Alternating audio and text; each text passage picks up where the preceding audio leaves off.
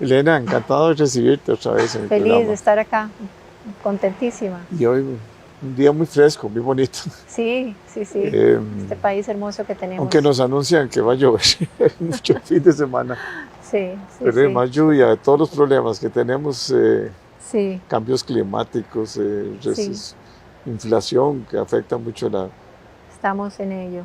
y la desintegración familiar. La familia es un elemento importante. Así es, Conversemos sobre ese sí, tema, porque yo creo así que la es. familia tiene una gran obligación en la formación de Ujú, valores, en la formación de principios, sí, en la educación. ujú. Y es una labor que nunca termina, ¿ah? La de los Así es, padres. así es, Los así padres es. dicen, ah, no, ya yo llegué, ya yo los gradué de colegio, de la Ujú, universidad, ujú. pero ya hasta aquí llegó, esta es mi última obligación. Y no, hay Estamos problemas, empezando está con los retos comenzando, ¿verdad? actuales. Así Comenzando en el es, sentido de que hey, hay sí, una solidaridad que tenés que sí, mantener. claro. Los problemas de los hijos y los nietos Ujú, son de uno. ujú. Sí, sí, sí. No es que uno pueda desligarse de ellos, ¿verdad? Así es, así es. Pues sí, la familia es una institución importantísima, como la sociedad necesita varias instituciones, ¿verdad? La familia, la escuela, la universidad, la academia, las empresas, el Estado, las instituciones, pero no vamos a tener empresas, estados sin personas, sin ciudadanos, que son los que aportan la familia, ¿no? Que es el mejor lugar, creo yo, para nacer, crecer y morir. Eh, el ser humano es un ser relacional, es un ser social. Aristóteles ya decía que era un ser político porque vivía pues en una ciudad, una sociedad. Y la familia pues tiene ese carácter interpersonal, ¿no? Nos enseña a ser sociales, nos enseña a la humanidad, nos enseña a ser persona, ¿no? Eh, y pues la sociedad necesita de ese bien común, y el bien común pues se logra con unidad, con transferencia, con sinergia, y pues la familia tiene ese reto, ¿no? de entregar esas nuevas generaciones, esos relevos generacionales, esa educación y cultura, ese cuidar a los más desprotegidos, ¿verdad? Los niños, los enfermos, los adultos mayores. Entonces, esas funciones estratégicas de la familia nos dicen mucho de que no es una institución que cambia, sino que trasciende el cambio para mostrar lo que realmente es. Así que en esa transferencia, sinergia y unidad que necesita la sociedad, pues se dan continuidades y discontinuidades. Ahí es donde viene el tema de la equidad generacional, de la importancia de los abuelos, que usted mencionaba, ¿verdad? Que vienen esas relaciones intergeneracionales. La familia es una cuna de vínculos, el vínculo pues conyugal, fraternal, filial, que es tan importante, filial, fraternal, el de los abuelos, que aportan tanta racionalidad, tanto realismo, se anticipan a las crisis, y pues en las crisis es mejor entrar y salir unidos, ¿verdad? Entonces vemos que, por ejemplo, la familia no es una asociación de intereses particulares o un contrato para lograr beneficios y utilidades. Ya vemos que la utilidad, el interés y la ley no son fundamento de nada permanente. Veamos la crisis en la que estamos viviendo, ¿verdad? Que tiembla Todo es Occidente, tiembla vulnerable, todo Oriente, cambia. tiembla Occidente, pero la familia sí es fundamento de algo permanente, que es el amor, ¿verdad? Esto suena muy poético, pero es la verdad. Así que, pues sí tenemos un gran reto, un gran desafío. Yo tengo mucha esperanza en que la familia será una nave, una proa muy, muy segura. Tenemos que cuidarla, tenemos que fortalecerla. Eh, y pues se habla pues de la globalización, ¿no? La globalización pues lo que busca es esa integración económica, política, cultural, social. Está muy bien, pero en esa integración el tema de la economía es muy importante, y es muy importante la relación que tiene la familia con la economía. Eh, Economía viene del griego oikos nomos, que quiere decir hogar y distribución. Entonces está muy asociada a ese fuego, a ese hogar donde fue el primer altar de la humanidad, que desde hace 300.000 años pues el ser humano se reunía en torno al fuego, ¿no? Para hablar, para convivir. Los animales no se reúnen en torno al fuego porque le tienen un poco de miedo. Entonces pues la familia tiene mucho que ver hasta etimológicamente con la economía. Es pues donde se aprenden dos decisiones muy éticas, como es el gasto, como es el ahorro, ¿verdad? Que se necesita mucho y que el gobierno pues necesita mucho todo este tema, ¿verdad?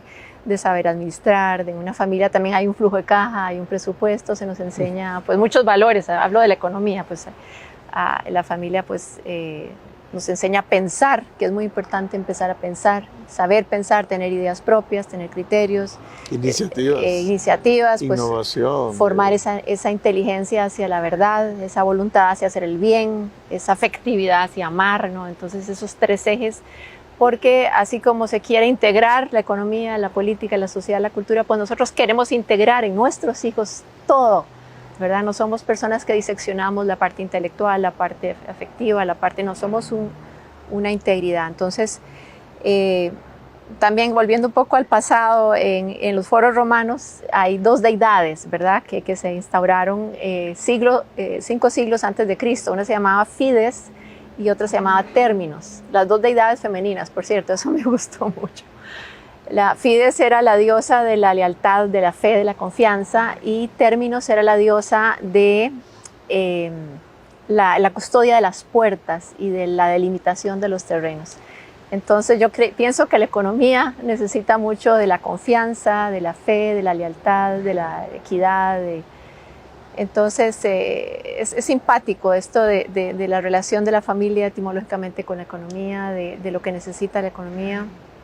La globalización es pues muy buena, pero tiene sus bemoles también, buena si hay equidad, si hay justicia, ¿no? Pero ¿qué bemoles podemos ver en la globalización? En la globalización, digamos, de el consumo, ¿no? De ese hiperconsumo que estamos viendo, ¿verdad? Que puede generar una cultura del descarte, de comprar y tirar, ¿no? De que todo es, que puede traer consecuencias en el ambiente, en el desabastecimiento de bienes no renovables, ¿no? De recursos no renovables. ¿Qué otro bemol tiene pues la globalización? Una globalización que podría venir de una ideología para globalizar el tema digital, de querer que todos pensemos lo mismo, ¿verdad? Agenda 2030 también es interesante. 17 objetivos, 169 metas. Yo diría, estudiemos esos objetivos, cuáles son las premisas, qué están planteando. Los problemas se resuelven cuando están bien planteados y hay que ver cómo los quieren resolver. Pues todos estamos de acuerdo en que queremos erradicar la pobreza, el hambre, queremos una educación de calidad y equidad de género, queremos cuidar el ambiente, el agua, queremos empresas sostenibles, rentables, queremos instituciones sanas. A mí me hubiera gustado ver en esa agenda erradicar la corrupción, porque sin la corrupción pues vamos a tratar el tema de la pobreza, del hambre. Me gustaría ver en esos objetivos el fortalecimiento de la familia en concreto. En esa agenda pues hay que poner mucha atención al tema de la educación.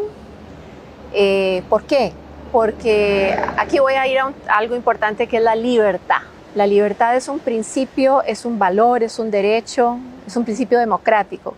Y a veces la globalización y este tipo de agendas pueden traer una intención de uniformar, ¿verdad? De que todos vayamos de universalizar uniformando. Y la unidad no es uniformidad. La unidad, la pluralidad es muy importante. El pluralismo en una sociedad es muy importante. Tenemos derecho a pensar diferente.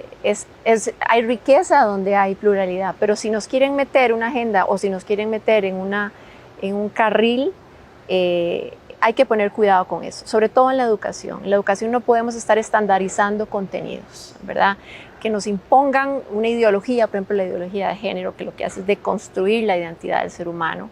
Y el ser humano es, ¿verdad? No es lo que yo siento, el ser humano es, ¿no? Entonces, ante esto de la educación, yo le digo a los padres de familia, pongan cuidado a los contenidos que están recibiendo sus hijos. Quinto artículo de la Carta de Derechos Humanos. Los padres tenemos derecho a educar a nuestros hijos conforme a nuestros valores, creencias. Lo ratifica el voto de la Sala Cuarta 35-50-92, que está bueno que lo ratifique la Sala Cuarta, de que los padres pues tenemos ese derecho, porque en otros países como España, en Europa, se está imponiendo una agenda en los contenidos de de ideología de género en los contenidos educativos. Entonces, volvemos al tema de la libertad.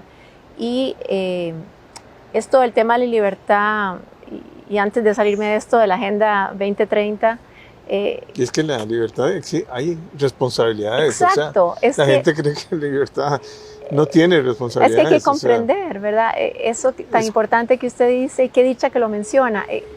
¿Qué es lo que los padres de familia tenemos que estar atentísimos? A educar en libertad. Y educar en libertad es educar en responsabilidad. Claro. ¿Y por qué somos responsables? Porque somos libres, ¿no?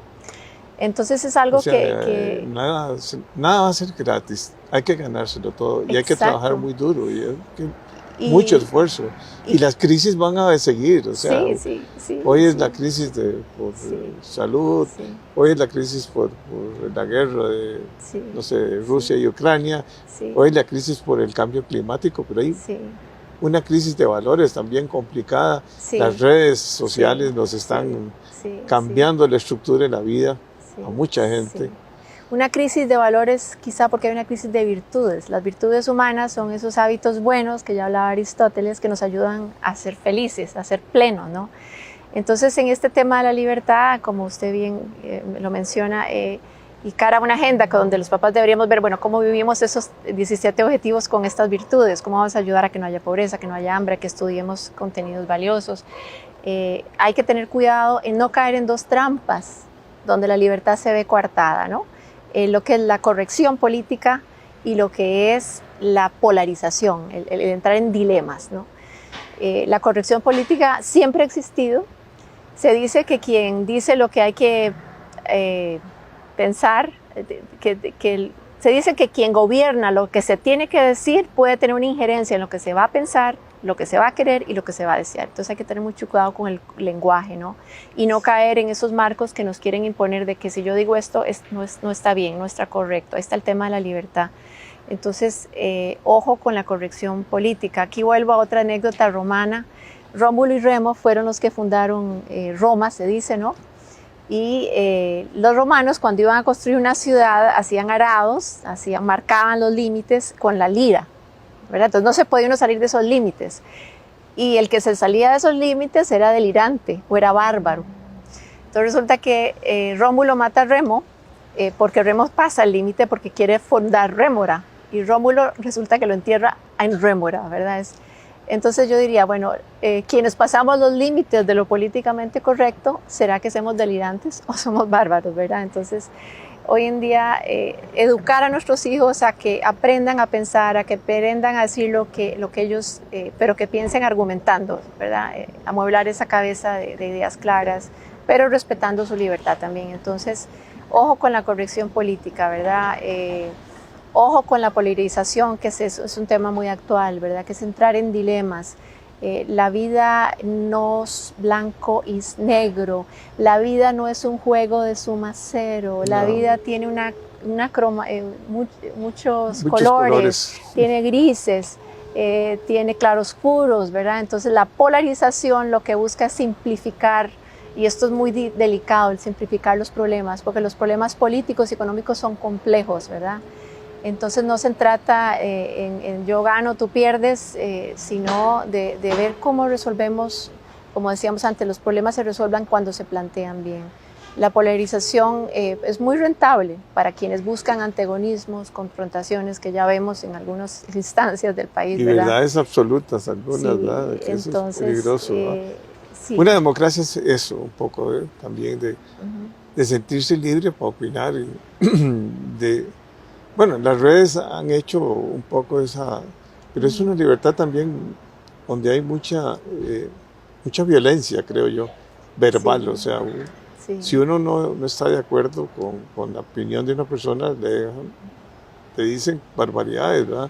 En cambio de haber esos debates interesantes e importantes que había en el pasado, ¿verdad? Sí, claro. Yo recuerdo mucho de Láscaris, era un gran filósofo. Sí, así es. Y básicamente en las universidades públicas, en la UCR precisamente, habían esos grandes debates, y gente que pensaba distinto, y ahí nacieron grandes líderes nuestros, ¿verdad? Así es, así es. Ahora no se lee mucho, ¿verdad? Nadie lee casi. Los libros ya ahora son digitales, pero no es igual leer un libro digital que uno de papel, donde uno raya y vuelve a ver y lo vuelve a escribir. Sí. Pero le dicen a uno que las mejores bibliotecas están lógicamente digitalizadas ya todas, pero... La lectura es un hábito. Pero la lectura es algo que, vamos a ver, la lectura es... A mí me impresiona cuando veo a los países asiáticos, algunos, ¿verdad? Donde parte de su capacidad es que tienen que leer un libro cada 15 días y lo van a discutir en clase. Claro, claro. O sea, aquí hay algunos colegios privados que lo hacen y es un poco para formar al ciudadano, para formar a la familia. Sí.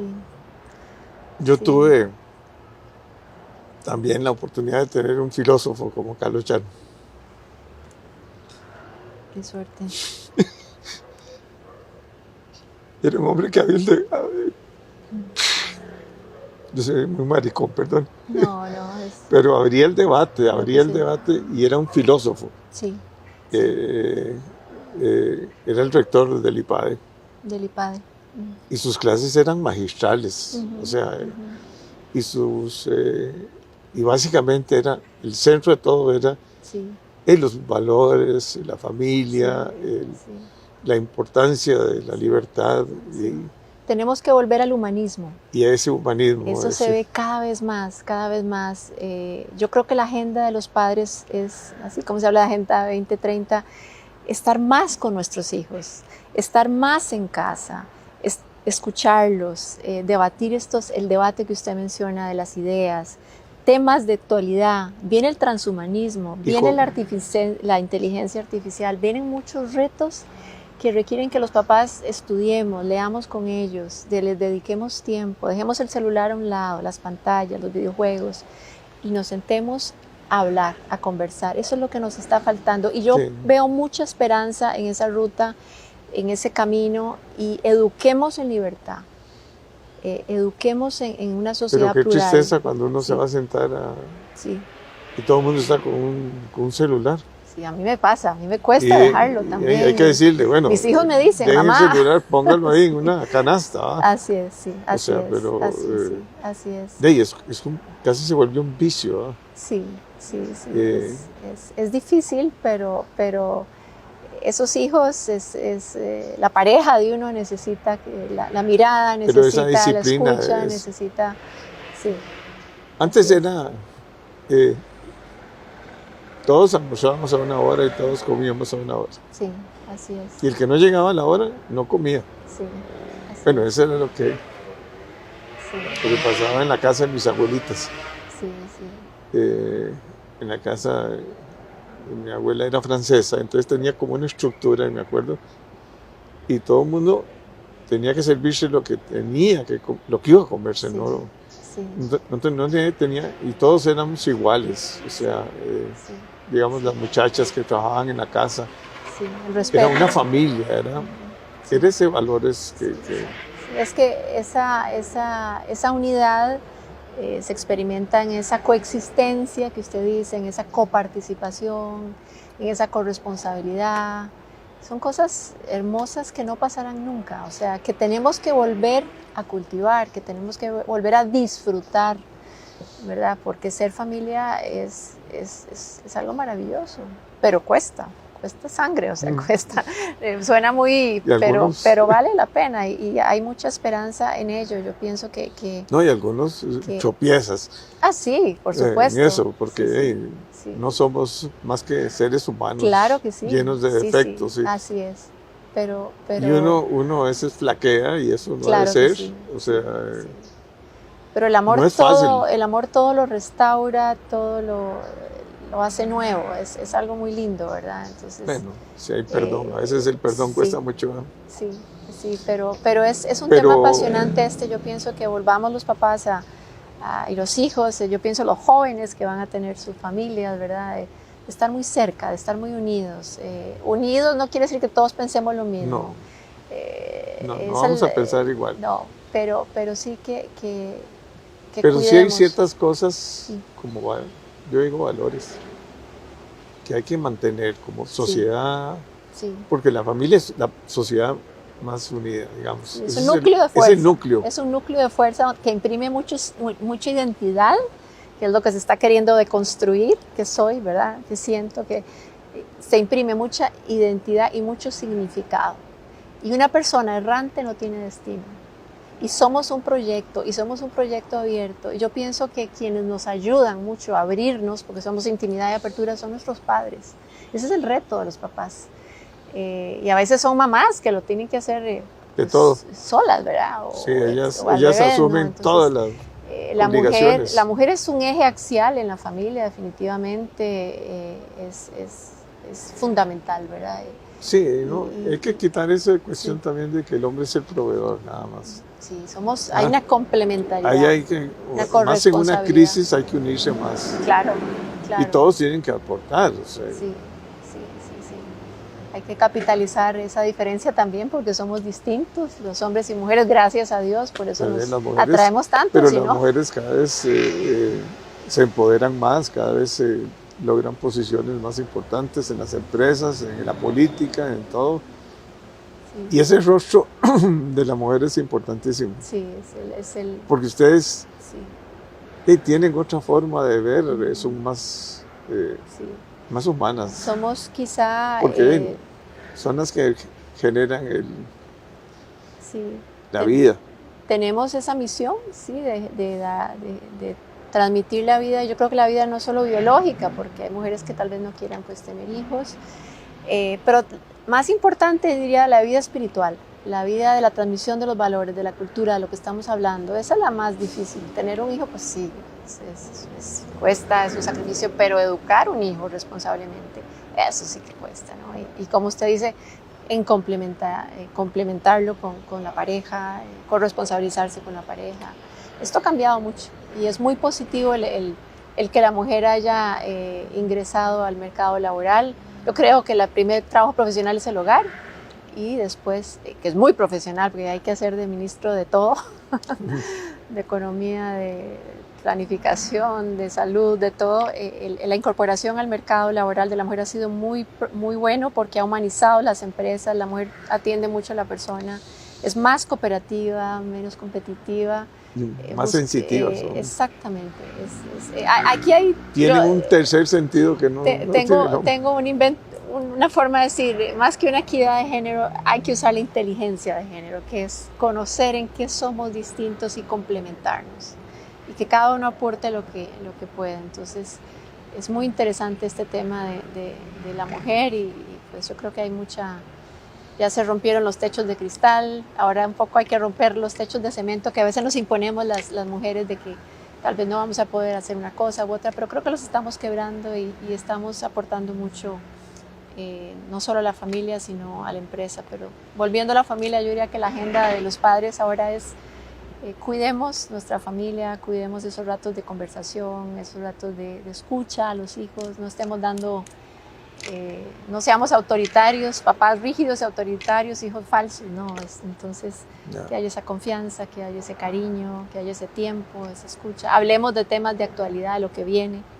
Ya está cayendo, ¿no? ¿Verdad? Entonces, bueno, Elena, yo creo que es un reto muy lindo que tenemos. Ha sido una mañana espléndida en ideas y en valores. Los hijos no nos dejan envejecer, nos hacen más jóvenes. Yo creo en eso.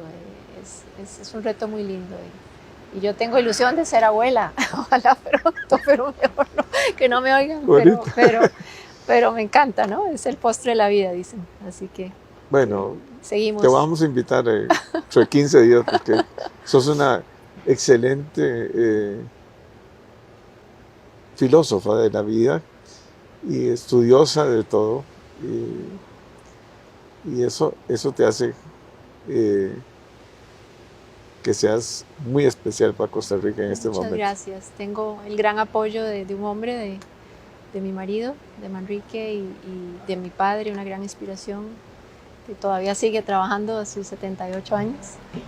por el país, una madre, ya no la tengo, pero que me dejó huella. Así que sí, somos lo que amamos al final del día y amamos como somos, diría un filósofo, ya que nos gusta eso, ¿verdad? Somos lo que amamos y amamos como somos.